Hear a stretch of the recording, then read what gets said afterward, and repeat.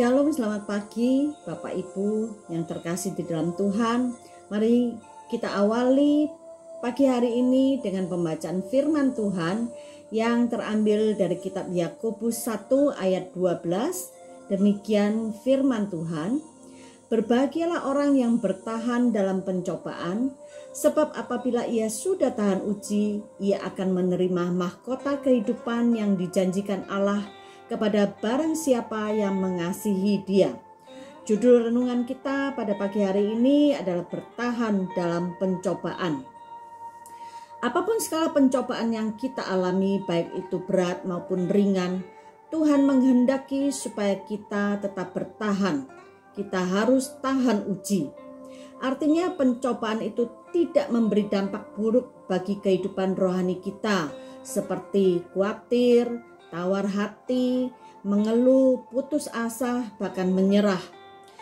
Kita harus memahami bahwa bertahan dalam pencobaan akan melatih iman kita semakin tahan uji dan semakin dewasa.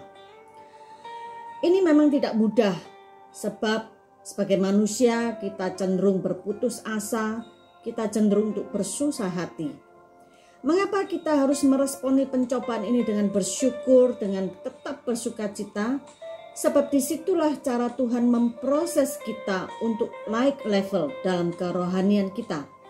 Saat kita memilih tetap bersukacita, tetap bersyukur, itu berarti kita setuju dengan cara Tuhan dan menyatakan bahwa kita sedang menguatkan kepercayaan kita kepada pertolongan Tuhan. Jadi kualitas hidup kita akan terlihat jelas ketika kita sedang di dalam pencobaan. Oleh sebab itu tetaplah kuat dan jangan menyerah. Kita juga harus membentengi diri kita dengan firman Tuhan dan kuasa Roh Kudus-Nya. Kita tahu bahwa iblis menggunakan banyak cara untuk menjatuhkan orang percaya. Salah satunya melalui pencobaan. Tujuannya adalah supaya iman kita lemah dan kita kalah. Tetapi jika kita kuat di dalam firman Tuhan dan urapan rohnya, kita tidak akan dilemahkan atau dikalahkan oleh pencobaan iblis itu. Langkah selanjutnya adalah kita harus tetap melekat kepada Tuhan. Saat kita melekat kepada Tuhan, kita akan mengetahui dan terus berupaya untuk mewujudkan apa yang menjadi keinginan hati Tuhan. Ini berarti apapun yang menjadi keinginan diri sendiri yang bertentangan dengan keinginan Tuhan harus kita singkirkan. Di dalam Yakobus 1 ayat 14 dikatakan, tiap-tiap orang dicobai oleh keinginannya sendiri karena ia diseret dan dipikat olehnya.